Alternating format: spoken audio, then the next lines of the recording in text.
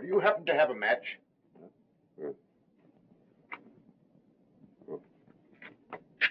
Say, where do you come from? This building is closed. Thank you. We'll have you the correct time.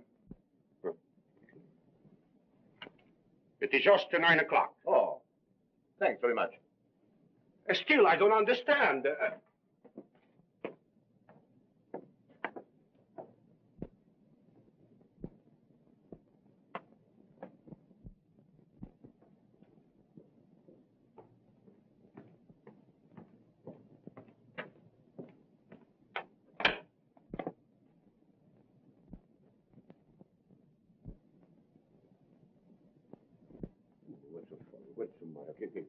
What's your Yaku?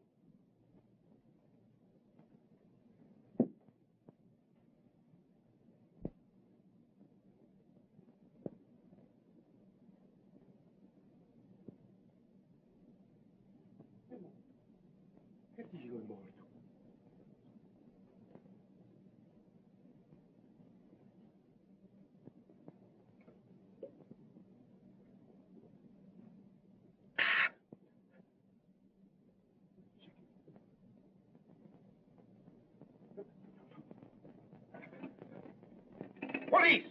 Police!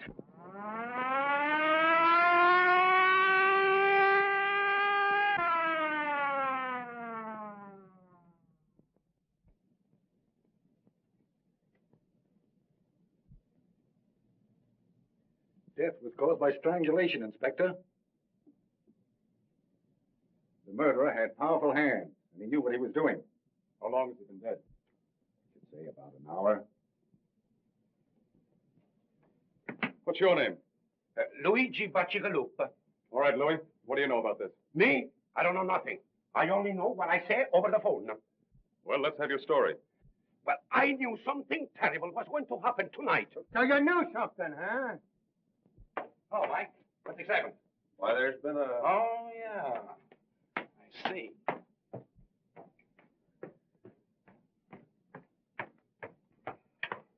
Oh, Casey. Come on, Casey, give. I got a date with Inspector Riley. Sure you have. Only Riley don't know it. You go on in and tell him. Then he will know. Come on, scram. Now, you know Riley always lets me in on a murder. How'd you know this was a murder? Easy. I made a quick checkup on the population of the city and found out we were one short. Yeah? Well, if you don't get out of here, we're going to be two short. Ah, you admit it.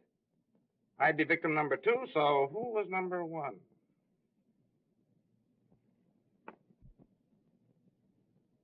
Garfield. Garfield. Where did I read something about him today? Now listen here. I remember. The Garfield Investment Company was petitioned into bankruptcy this morning. Another stockbroker got in the way of all flesh. Another stockbroker? Say, Casey, run in and tell Riley I gotta see him. I got a clue. But Come on now, Casey, come on. Right. I'm sorry, sir, but that Burton guy from the Chronicle is outside. You mean inside? Now listen. All right, Casey. All right, boy. What are you doing here, Burton? Well, you know I always tag along with you on all your unsolved murders. I just thought I'd come along to see that you didn't break the record. Is that so? Well, don't break anything on this story till I tell you to, or there'll be trouble. Ah, you know me. All right, Casey.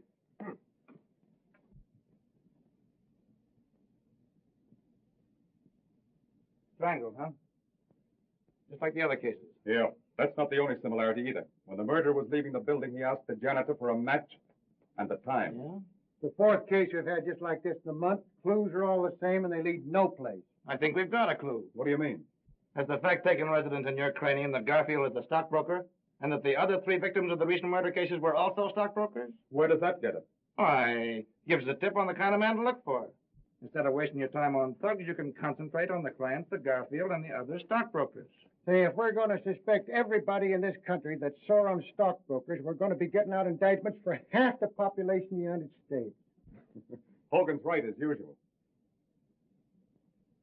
Your theorizing's okay, kid, but I'm with the inspector. We got to start with Buccigalacci or Lacci. Oh, Louis. He got a swell peek at this guy as he left the building. I'm going to take him down to headquarters and let him drag an eye through the rogues gallery. The rest of the men from the homicide squad are here, sir. Send them in. All right, boys. Hi, gang. Doc, let me have a record of the autopsy as soon as you can. All right. Get me a complete photographic record of everything. Footprints, fingerprints, the whole works. Yes. If we fall down on this case, we're through, the bunch of us. And as for you, Mug, when you write this up, use only the barest details. I don't want them to know anything we found out. Say, Sherlock, I could write all you found out on a postage stamp.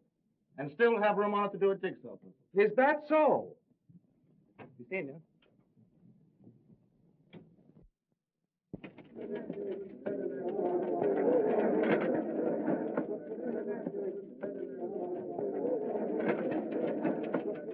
And that the opening of the opera season was a brilliant success is shown by the number of socially and financially prominent people who attended. The beautiful Mrs. Leland Grace Switzer lent a charming present and was attired in a severe white evening gown covered by an ermine wrap. The lovely Miss Myrtle Hempstead was there also, and she wore a gown... Running pants, football cleats, and a spray of rhubarb. And a good time was had by all, because that worthless reporter from the Chronicle favored the gathering by his absence. As to what he was wearing, he was just wearing on everyone. How many times have I asked you not to spoil my record? About as many times I've asked you to marry me. Only up and up, Jerry. How about it? We get a place and raise some chickens? What do you say? Huh? Oh, Jack, I have so much to do. Go away. There you are. Marry me and I'll do all your work for it. I overheard the city editor say this morning that as far as your work was concerned, well, you better snap into it. Oh, yeah? For you, Miss Crane. Thanks.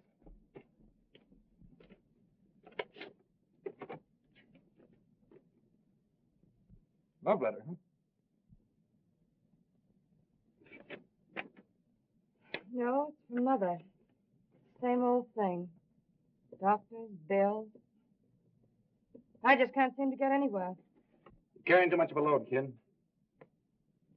Why don't you let me help you? No, Jack. I couldn't do that. But if we got married, I'd have the right The to. right to let me saddle you with all my burdens. Is that it? Say, nothing connected with you could be a burden. You know I'm crazy about you. You've got enough on your shoulders looking after yourself, Jack. What's the matter? Don't you think I'm going to get any place? Not unless you settle down to some sort of serious work. You know, you can write a story with more punch and drama than anybody else in the game. Yet all you do is waste your time in sensationalism. Murder, kidnapping, frame-up, scandal. Well, these guys like Winchell don't do so bad. You're no Winchell, yes. Say, the only difference between me and Winchell is that he's been around more places than I have. And I'm catching up on him fast. Mm-hmm. Yeah. What do you think of the swell little murder we had last night, huh? Now, there you are. You would think that a murder was a show or something. Well, this one's going to be a show. It'll rock the town before it's through. Well, Philo Vance himself, in person. Good morning, Miss Crane. Good morning, Hogan. A little bit out of my precinct this morning, but I feel awful good just having solved the Garfield murder. You solved it. Why, you credit-snatching flatfoot. You know it was my idea to have the janitor look through the pictures in the morgue room. Hey, if I hadn't agreed to Butchie Betsy Louis coming down to the Chronicle, what good would your hunch have been? You mean they've caught Garfield's murderer? Yeah, got him in jail now. Congratulations, Mr. Hogan. That was pretty quick work, wasn't it? But listen to me, they'd had that guy in the Hoosgow 6 hours sooner. Say, what's the matter with you? I come down here to tip you off to a scoop and you treat me like a relative or something. All right, how much is it going to cost me? That is outside my car and my next year's salary. No, I just wanted to see if you got the name right. Terrence Aloysius Hogan. All right, Hogan. You're not a bad guy. I guess you deserve a break. Yeah, spell that middle name right. It's Aloysius. Aloysius. Sure. How could I miss it? Aloysius. On the way down, I picked up a picture. Thought you might need it. Oh, yeah, I forgot about that. I could have got one from the morgue room, but probably there's a later picture. Yeah, that's a later one. It's Say, what is this? I thought you were going to give me a picture of the murderer. Why, if we print this, they'll prosecute us for libel in the human race. Why don't you let Miss Crane run it in the society column? Hey, listen. When Riley hears about this, you won't get within 10 miles of the next murder. All this guy does is run around solving crimes and taking the credit away from the police.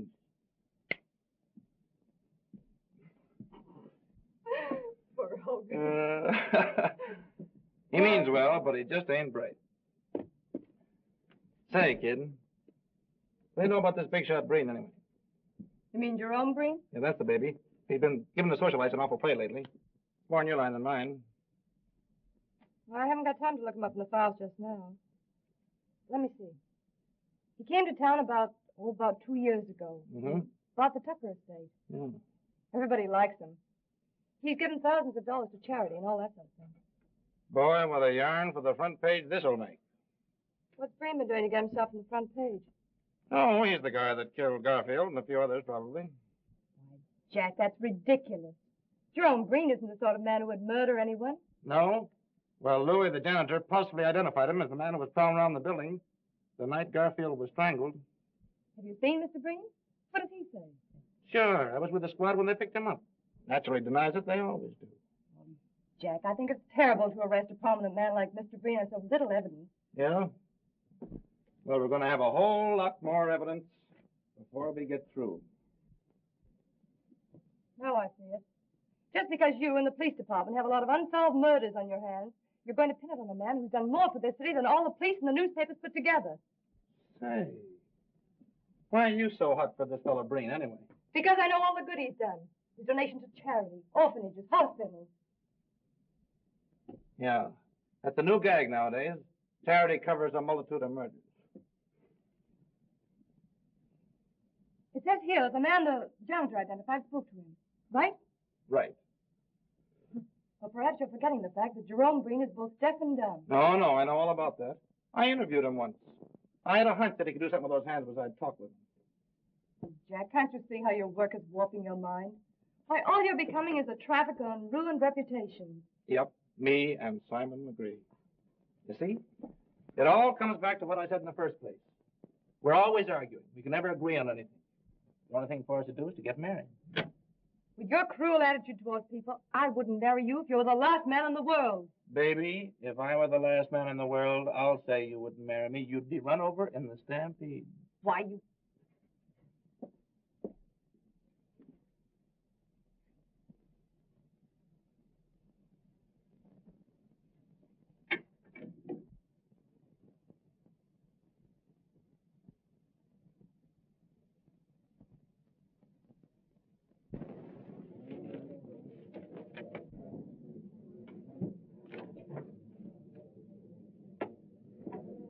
Evidently, the prosecuting attorney is considerably worried.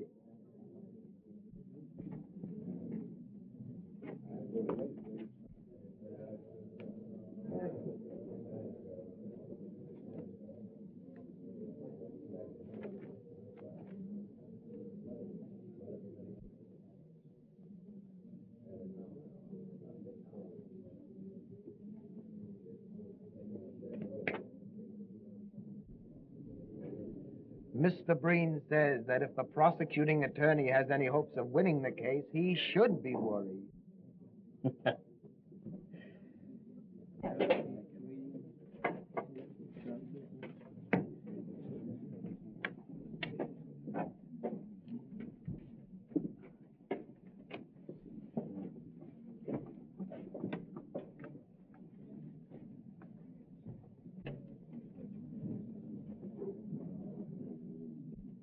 Jerry, look, if that guy can't hear what people are saying to him, I'll eat my hat.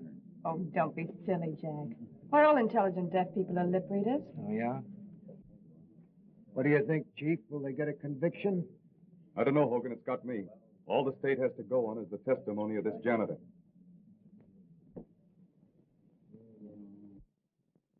And every woman in town believes he's innocent. I was talking to the president of the Ladies' Auxiliary, and even she said that this trial was nothing more than persecution. Well, I don't blame them. They've been reading those soft soap articles of yours about poor Mr. Breen. But what about your stories? Calling him the Sphinx and everything. Well,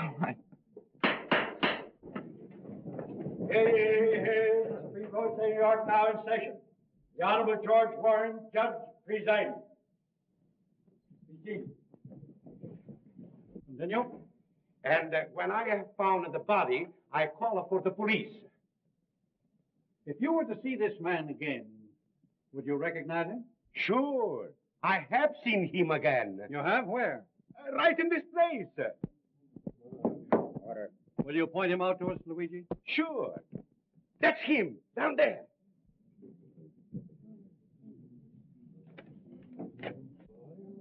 Order. You're quite sure that you couldn't be mistaken? Sure. I saw him with my own eyes, and I heard him with my own ears. That's all. Your witness.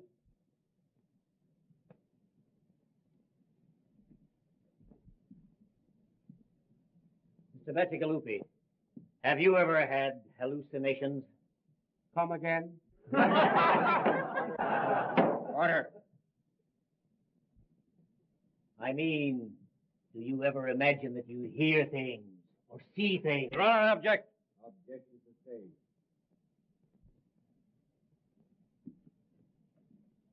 Mr. Bacigalupi, you are positive that you heard Mr. Breen speak to you? Yes, sir. Suppose I should prove that it would be impossible for Mr. Breen to speak. Was you there? Order. What would you say if I tell you that we're going to prove that Mr. Breen is deaf and dumb? I say you were a screwy. Order.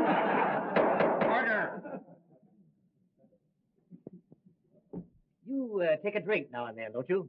Sure. I have the cold almost all of the time. It was cold the night of the murder, as I recall. Maybe you took a few drinks of whiskey to warm you up. No, sir. No. Think now. That was 6 weeks ago. How can you be so sure? You mean I am sure that it wasn't a whiskey? Yes.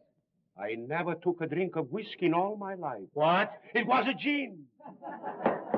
Order. That'll be all. Yeah. Your witness, Mr. Prosecutor. Is that all with this witness? No more questions. You are excused. Huh? Thank you. Mr. Breen, can you tell us where you were on the night of the murder? Mr. Breen says that he was at home, in bed. Now, Mr. Breen, can you tell us of anybody who saw you at home on the evening in question?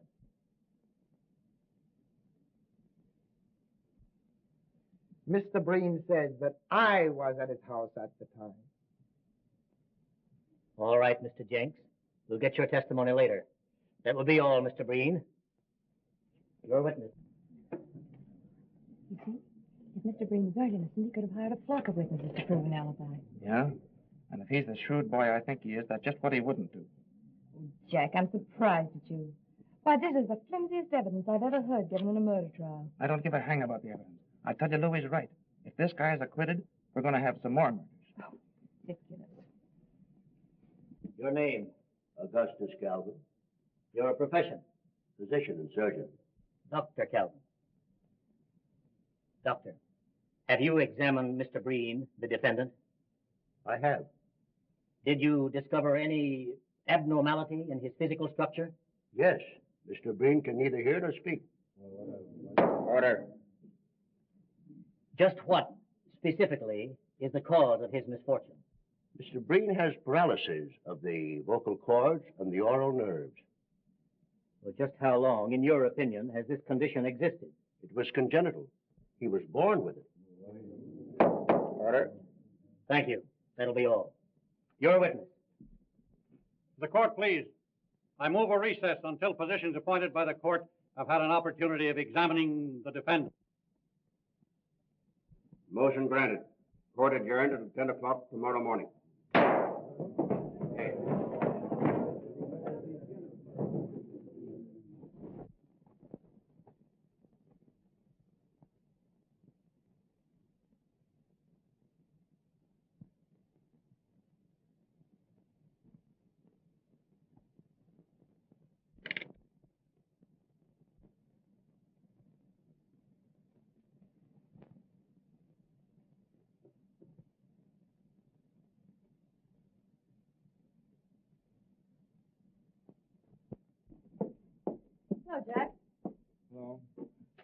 I'll bet you're enjoying that more than any story you ever wrote. Please, Jerry, go away and let me enjoy my piece, will you? Oh, forget it, Jack. Why, you just had a wrong slant in the thing from the beginning. Wrong slant, huh? Say, it would take more than the decision of 12 dumb clucks to make me change my opinion. I suppose all we gotta do now is to sit back, wait for some new murders, and cheer. Oh, don't be silly. Hey, I'll be through this in a minute. How about tying on the old feed bag? I'm sorry, I have an engagement. Yeah? Who's the lucky guy? You're a very, very dear friend of yours. All right, who is it? Mr. Jerome Breen. Jerome Breen. Mm-hmm. Mr. Breen dropped me a note thanking me for my kindness in the articles I wrote about him during the trial. Invited me to his home. Jerry, you're not really going up that fellow's house. Why, of course I am. I talked to the boss about it, and he's going to pay me extra money for a series of articles on Breen. Listen, baby, honey, listen. I know there's something screwy about that guy. Why, the idea of you being alone with him would drive me crazy. Jack, pull yourself together. Why, everyone you see lately is a boogeyman. This criminal court assignment of yours must be getting on your nerves. Jerry, if you go up to that man's house, I'll... That'll be swell. Only don't make it a habit.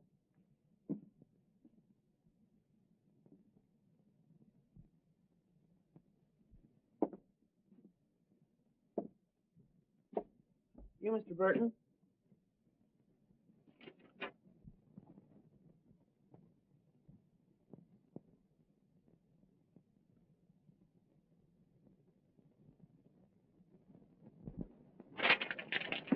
All right, son. Say, Mr. Burton, there's a question I've been wanting to ask you for a long time.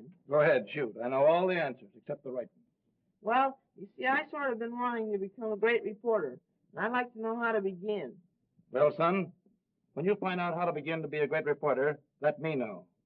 And I'll start with you.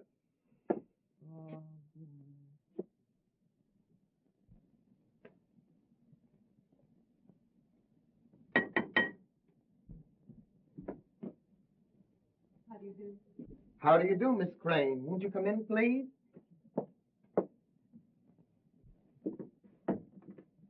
If you please.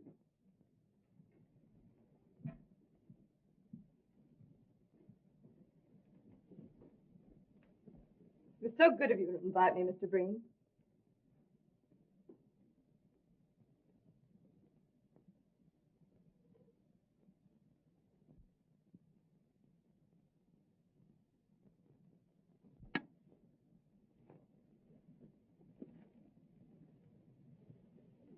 Lovely house you have here.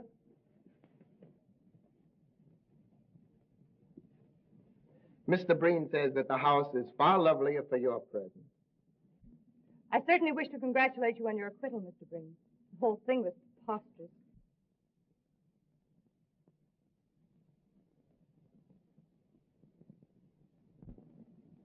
Mr. Breen says that your articles in the Chronicle were more effective than anything else in showing how preposterous the accusation really was. My. If these compliments continue, I'm sure I'm going to be so conceited I won't be able to write a good interview.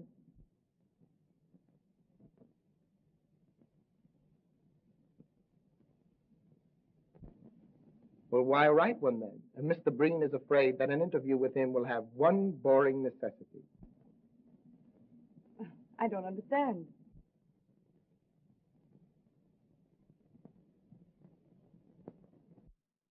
You will be compelled to talk about him when he feels it would be much more interesting to talk about you. You know, Mr. Breen, an interview always begins in the same way. Where were you born? Mr. Breen has jotted down some of the facts of his life that might be of interest to your public.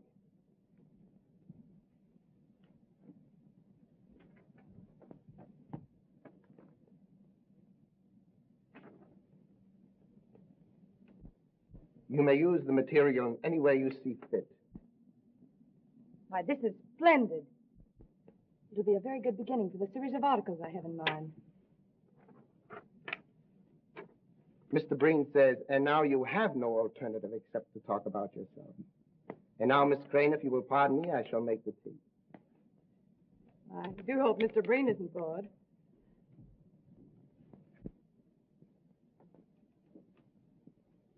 Hey, Tony, Yes, sir. fill him up again. This, 3 points and 2 fifths. Pretty good, eh? Okay, then.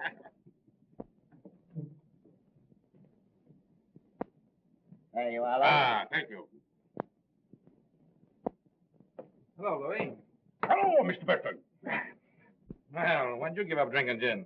Me first drink the wine, then the prohibition she comes, and me and all the good American citizens drink the gin. Then the law, he says, we must drink the beer. So me, Luigi Bacigalupe, drink the beer. Have one on me, huh? No, thanks. I'm not drinking. Kind of worried. What are you worried about? I am worried too. What you got to be worried about? I am worried how I am going to get out of here. What do you mean? See, it's like this. I eat the pretzels, then I get thirsty. I drink a glass of the beer, and when the glass of the beer goes down, I get hungry again, then I eat the pretzels, and I wonder, worry, what is going to be the end. Yeah, that's tough, all right.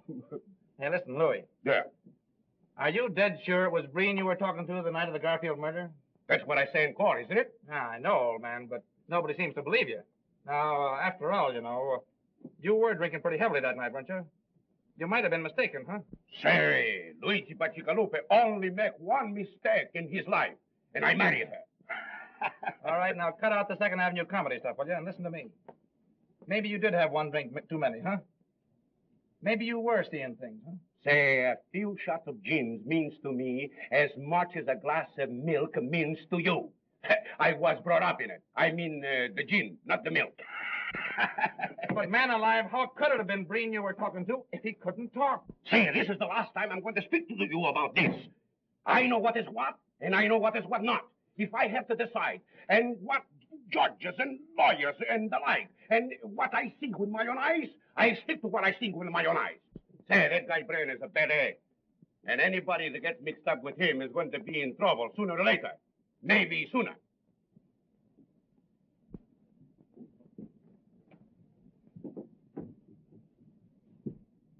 I don't believe Mr. Breen was expecting you, Mr. Werner. Well, I've got to see him. I'll wait. All right? But you must meet Mother sometime, Mr. Breen. I know you'd like her.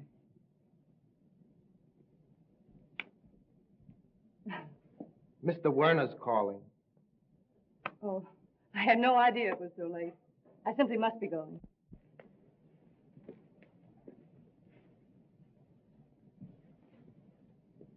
Mr. Breen says he hopes you will come often. He is very lonely. You're very kind. And it is so restful here. I'm afraid I'll wear out my welcome.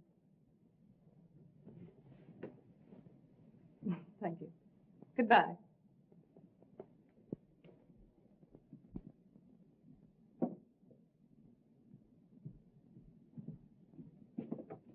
Good afternoon, Miss Crane. Goodbye. I think Mr. Breen will see you now. You bet he'll see me. If he knows what's good for him.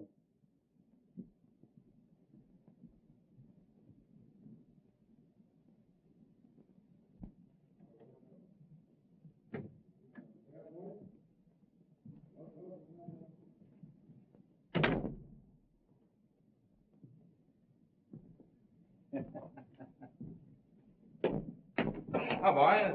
Hello, Hogan. Rally in. Yeah, he's in. You better stay out. What's the matter? Hydrophobia. Ah, well, he's always glad to see me. Hey, listen, you. Did you hear what I said? I said no. Well, go ahead. Make it snappy. What do you want? Me? Oh, I just dropped in for a drink. You know better than to drop into a police station for a drink? I don't know what this country's coming to when a guy can't get a drink in a police station. Come on, Scram, I'm busy. That's all right. You're not bothering me. See where your girlfriend Jerry's playing around with your old pal Breen. Yeah, that's what's got me worried. Why don't you do something about it? I can't, Jim. I've talked to her till I'm blue in the face, but you know how a dame is. The more you knock a guy, the more she's for him. I'm sorry for you, kid, but I get grief of my own. I'm not in so strong with the police commission. Hey, Chief. There's a Mr. Werner here to see Burton. Werner? To see you? Oh, yeah, I forgot to mention it. I told him to meet me here. Say, what do you think this place is, a reception room? Listen, Jim, this guy may have a clue on the Breen case. He called me at my office, but I couldn't see him there on account of Jerry. Well, It's about the reward that my boss offered on the Garfield case, see? I wanted to hear him in case he has anything important to say. And what am I supposed to do? Play stenographer and take down a report of the conversation? No. You'd go in the other room and listen. I don't think a full view of that mug of yours will make anybody inclined to talk. Oh, is that so? Show him in, Casey. Huh?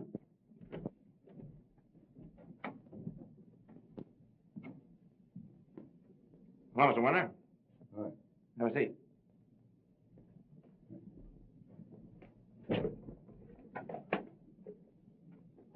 I hope you don't mind my asking you to come here, but you see, there are reasons why I couldn't have you at the Chronicle. No privacy. It's all right with me. Besides, you might need the cops before you get through. Yeah. Well, Mr. Winter, what do you know? What do you know about Breen? Ain't I know anything about Breen. I'm only a stockbroker's clerk. But I keep my eyes open. Yeah, but I thought that... I said I knew somebody connected with the Garfield murder. And maybe a few others. Well, as I told you over the phone, if you give us the right tip, there's $5,000 in it for you. Now get this, Burton. I've got a date tonight with a certain party. If he treats me right, there's no story. Well, where do I come in? You're going to be at my house at 8:30 tonight. $5,000. Either I tell you the story and get the dough, or it's no sale. But there's the address. Remember, 8:30. Oh, and another thing. If you should get there before me, don't say anything to my mother.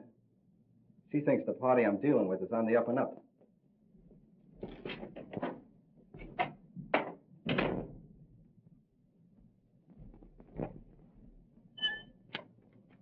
Well?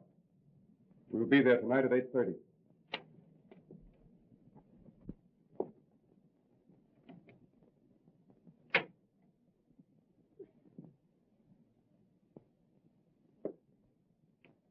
Well, Mr. Breen, I didn't know Dave was expecting you. I think he's taking a nap. I'll go call him.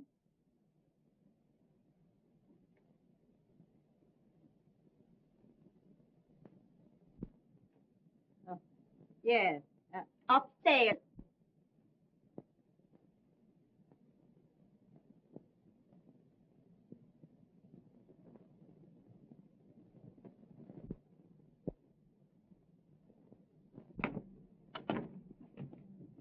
Well, I hope this isn't another wild goose chase. Well, anyway, it won't be a total loss. A good speakeasy in the same block. Find the wisecracks. Better get going. It's 8:10 now.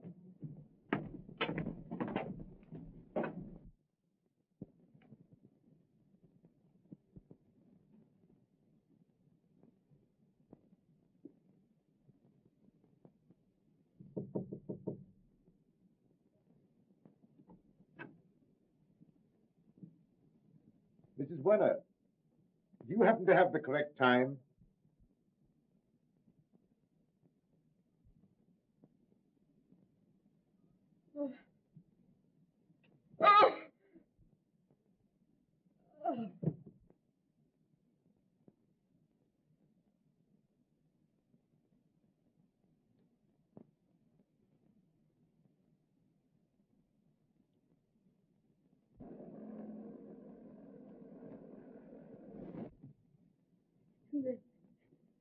Then Breen, when he asked me the time, I couldn't remember anything else.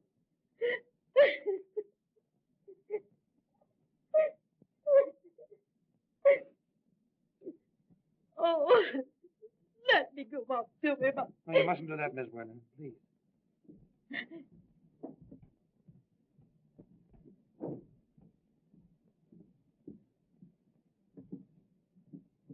Well?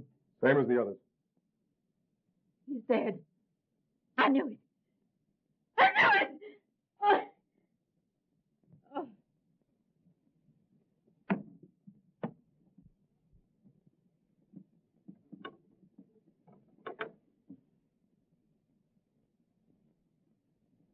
What are we going to do? Undoubtedly, Werner knew Breen's secret. That's why Breen did away with him. Yeah, that's right. We're going to that skunk's house. Hey, what about her? We'll take her to the neighbors. Come on.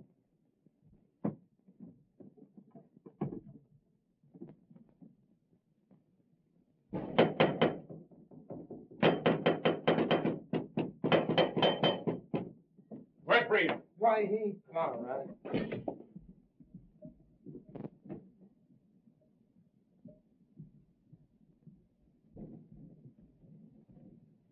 Get up, Breen. I want to talk to you. I say, sir, you've no right. Shut up, you. I'll make my own right. Breen, you murdered Werner. We've got the goods on you. Mr. Breen says you'll talk to him civilly or you'll leave his house. I'll talk to him civilly with a poke in the snoot. Breen, a man named Werner was murdered tonight. His mother will testify that you did it.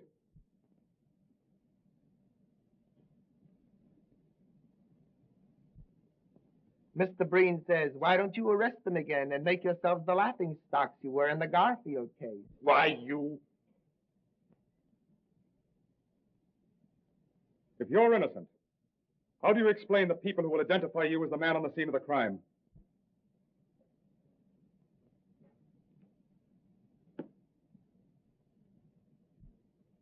Mr. Breen says, if you look at the matter calmly, it is easily explained. The watchman on the Garfield case was obviously drunk and might have identified anyone. And Mrs. Werner, after her son was murdered, probably had an hallucination caused by what she'd been reading in the papers.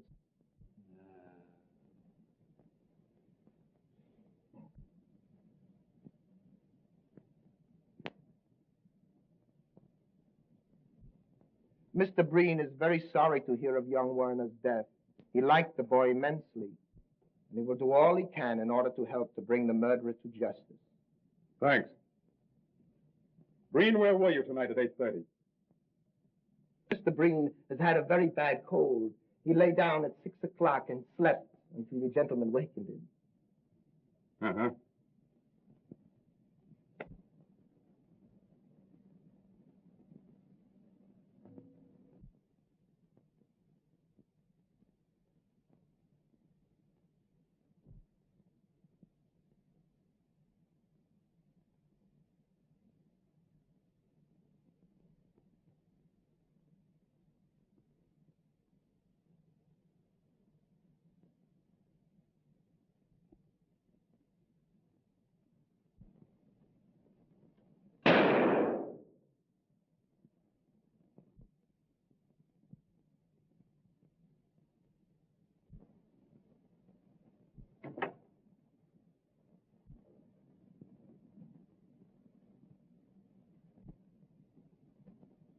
Say, why should Breen have a piano if he can't hear music?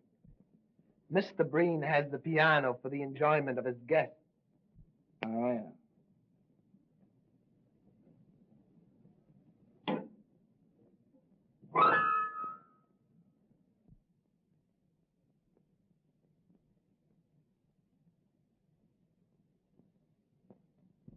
Come on, Jack. There's nothing else for us to do here. Good night, Mr. Breen. I'm sorry we disturbed you.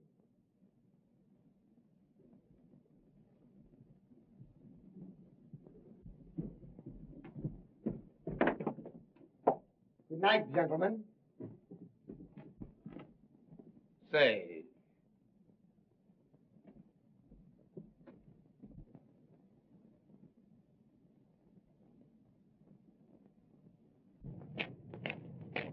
what do you make of it, Jim?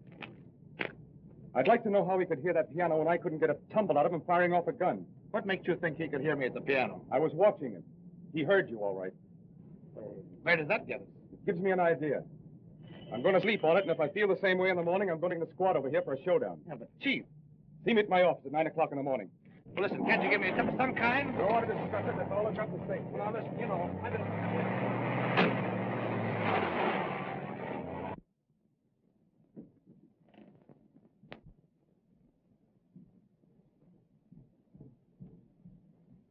That copper is onto something.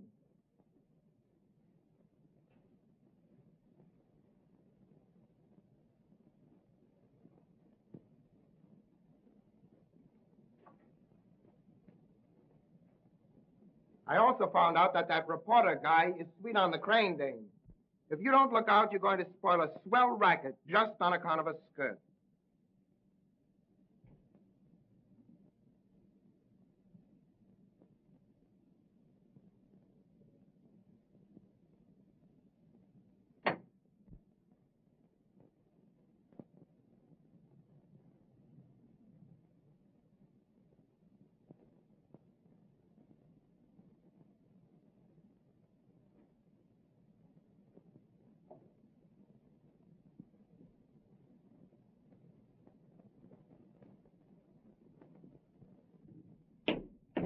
Hi, boys. Hi, Casey. Hey, wait a minute. Who do you want to see? Oh, Riley. I got a date with him this morning. Well, you won't see him. Yeah, who says so? I say so. He's dead. Riley. Yeah. The chief was found murdered early this morning. But where? How? You'll have to ask Hogan. He's been put in charge of the precinct. I should have known it. Riley was on the Breen. He had to get him.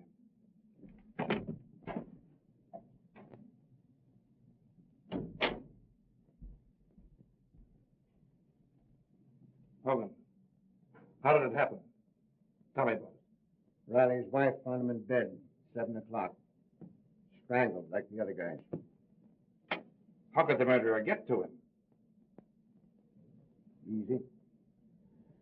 Alleyway and a fire escape leading to his bedroom window. Now I know it's Breen. Yeah? What are you going to do about it? Can't get anything on him.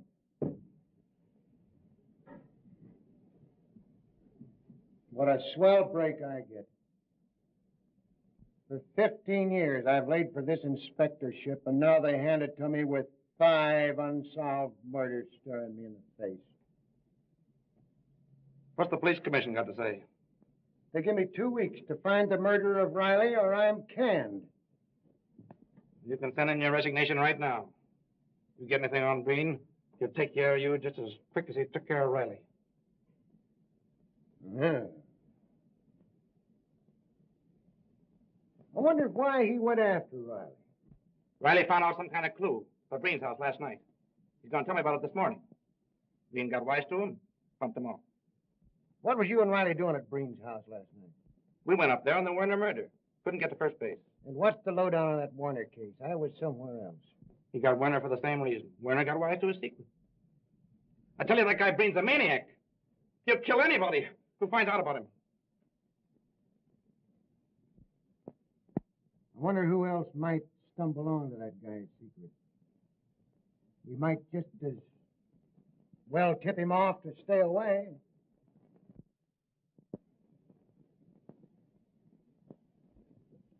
Jerry Crane. What about her? I mean, she's been seeing Breen all the time. She might stumble onto his secret. I thought she was your girl. She used to be until this guy started working on her, hypnotizing her. I gotta do something. Say, wait a minute. Let me talk to her. I got away with these things. Yeah, all right. Say, give me the Chronicle right quick. Yes, we know, but don't you realize the danger you're in? I'm sorry, Mr. Hogan, but I can't see it that way. I know Mr. Breen better than any of you. He couldn't possibly be guilty of the things you're talking about. But, Jerry, dear, don't you understand? We've been working on this thing. We can see things you can't. Jack, you should know better. When people go snooping around with wild ideas in their mind, the first thing you know, they begin to believe them. As a matter of fact, you're asking me to believe the rottenest things about one of the finest men I've ever met. We're not asking you to believe a thing. All we want you to do is to stop associating with Breen. What do you mean, associating with Breen? Well, everybody's been talking about it. It's even been in the newspapers. All these visits you've been making to his house. Which only means that the gossipers and columnists in the other papers are following in the footsteps of Mr. Burton of the Chronicle. You're very foolish. Risking your life for a woman's whim. Why, this is no whim, and Jack knows it very well. I'm writing a series of articles on Mr. Breen. I'm being well paid, and I need the money badly. All right, then. Chuck your articles. I'll give you what you need. We've been through all that, Jack. How many more articles have you got to write? You've written a dozen now for a guy who doesn't even write a short obituary. Well, that's really my business. Supposing I make it my business. Now, see here, Mr. Burton. I like Mr. Breen, and I'm going to see him whenever I want to. But, Jerry, listen, honey. Don't go now. Have dinner with me and talk it over. As a matter of fact, I'm having dinner with Mr. Breen. What? Don't you realize that bird has bumped off 2 men in the last 24 hours? Don't that mean anything to you? What? Yes.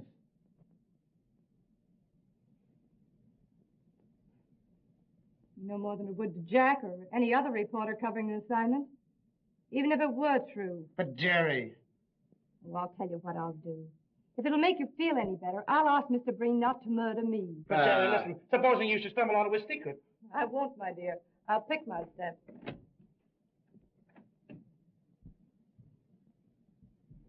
Hogan, I don't care what she says. She's liable to go up to the house tonight and never be heard of again. Send Casey in here. We've got to do something. Calm down now and let me handle this, will you? You want me, Chief?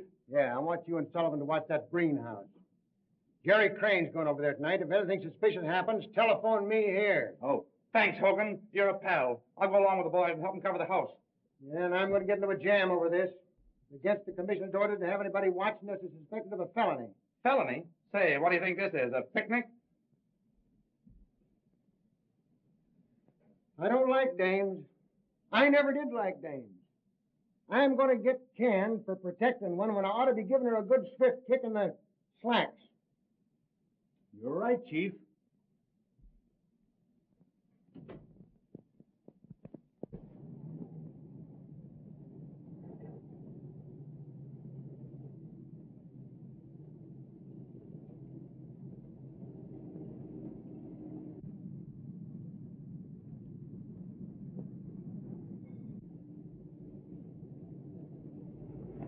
Is that the Crane dame just went in the house? Yeah, I was talking to Burton when she went by. Just our luck. She's a good-looking dame. We'll liable to have to wait here for hours. Well, it's Hogan's orders. We better keep circling the block.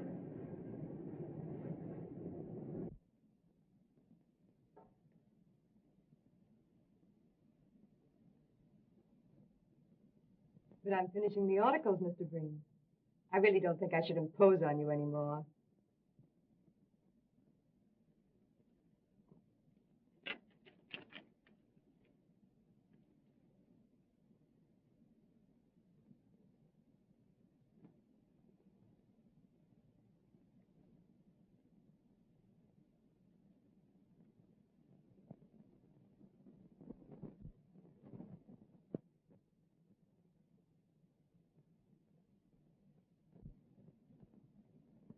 I can't see any reason why I should stop coming up here. You seem like an old friend whom I've known for years.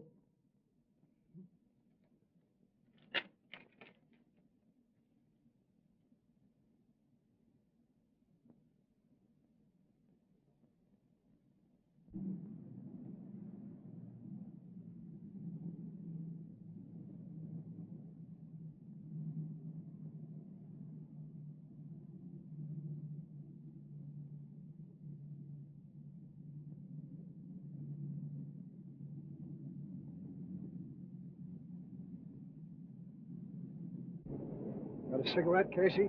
Sure.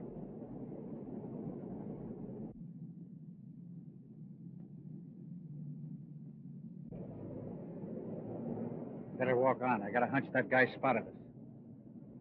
Well, so long. So long.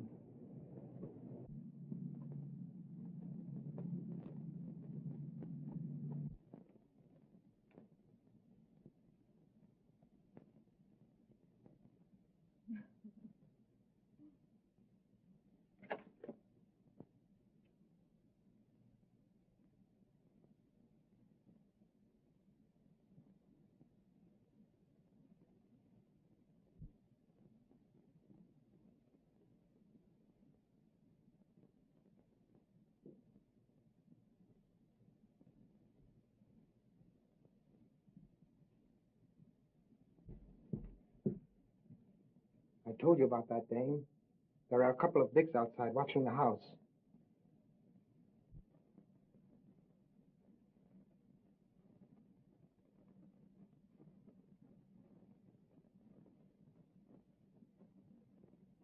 I told you.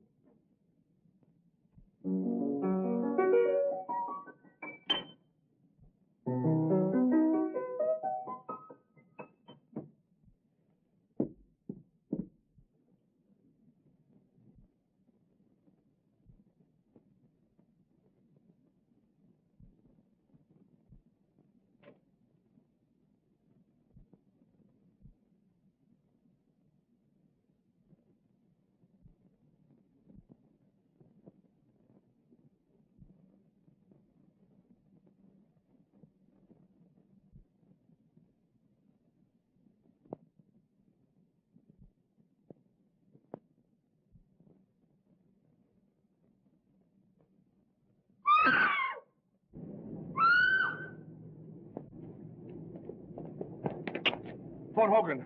Come on, Casey, quick.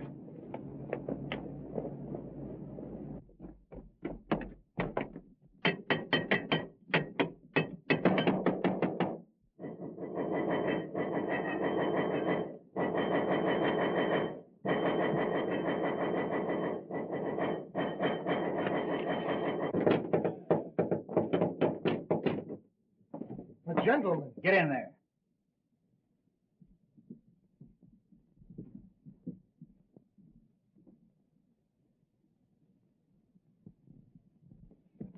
Where's Jerry Crane? Now listen here, You shut up. What have you done with it? Casey, I'm going to search the house. Keep these two birds covered. Right.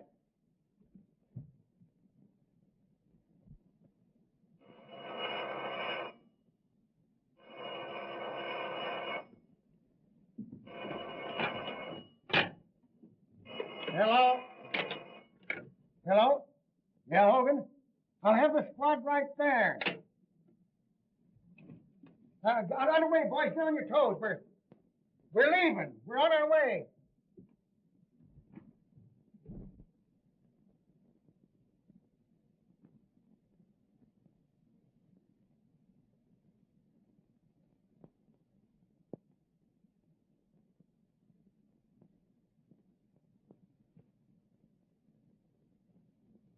Hey, do you think I'm going to believe any of that junk you've been writing? Now, look here, I'm going to get the truth out of you if I have to choke it out of you. Any luck? Not a sign of her anyplace. The joint's empty. What's he say? Oh, that guy can lie fast as he can write. He says Miss come here at all tonight. Didn't you tell him we saw her come in? Yes, he says that's a maid, and she went out the back door. Say, if you know what's good for you, you'll come across. The minute I find out anything's happened to that girl, you'll be on the business end of a bullet.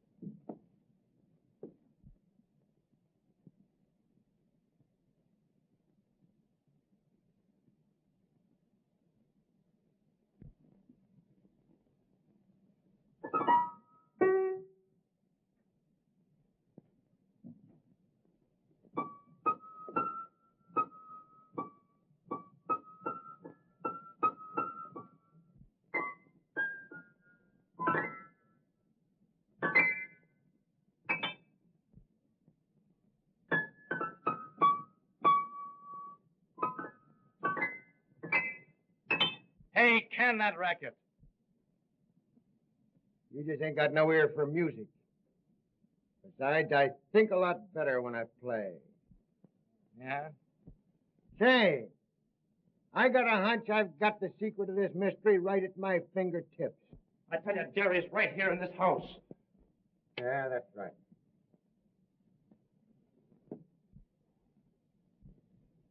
Say, didn't Riley say something about getting a clue around here? Yeah, he said something about Breen being able to hear the piano. Yeah.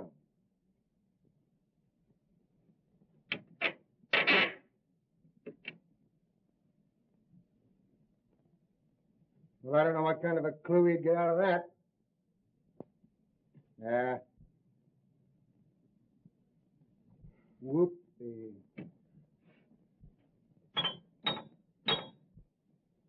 Look!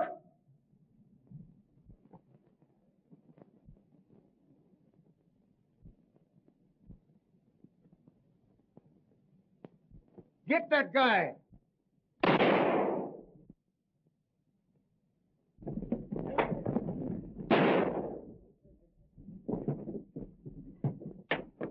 Jerry, Take it easy. you all right? I'm just a bit shaky.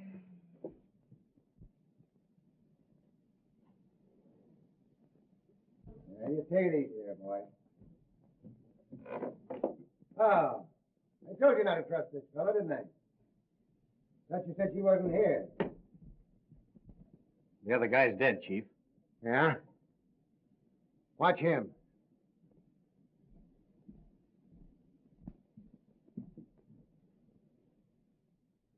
Well.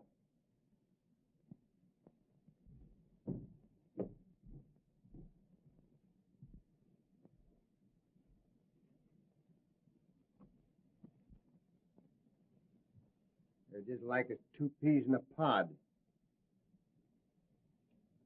They can't both be deaf and dumb. I wonder which one of them we plugged. Hey, can you talk or can't you? Now, I'm going to tell you right now, I won't believe a word you say. All right, gentlemen. I'm ready to talk. It's my duty to tell you that anything you might say will be used against you. Nothing will ever be used against me. No? Well, begin and don't talk so much. Well, we're waiting. The mystery of the Sphinx, as you gentlemen of the press have done me the honor of calling me, should now be really quite obvious. Whenever I found it necessary to remove an obstacle, it was quite simple to establish a perfect alibi. My twin brother temporarily assumed my identity, and he being a real deaf mute, well, of course, would naturally discredit any witnesses who might testify that he had spoken to them. How successfully my little scheme worked could be attested to by the police departments of other cities beside your own. My only oversight was my inability to foresee an inspector with a talent for the piano.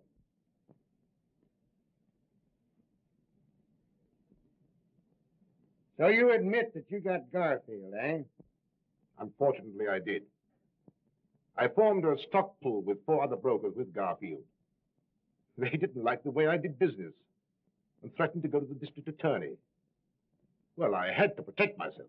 Why, of course. And Werner and Riley, what about them? One was a skunk who tried to double-cross me. Riley got suspicious about the piano. And Jenks, was he in on this? Where is that guy? Jenks is miles away by now. Suppose you ask him. You won't talk, eh? Well, suppose we get going before you get a chance to get miles away.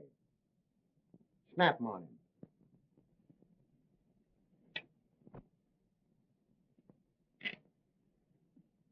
All right. I'm ready. No.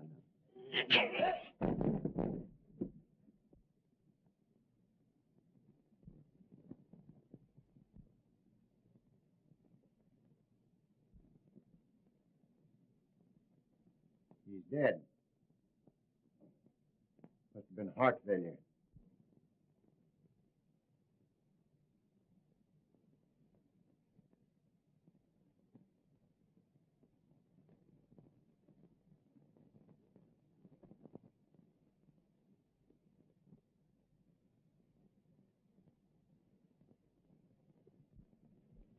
There you are.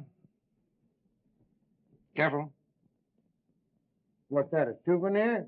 That's how he died. Poison. What are you trying to do, kid me? It's a medieval poison ring.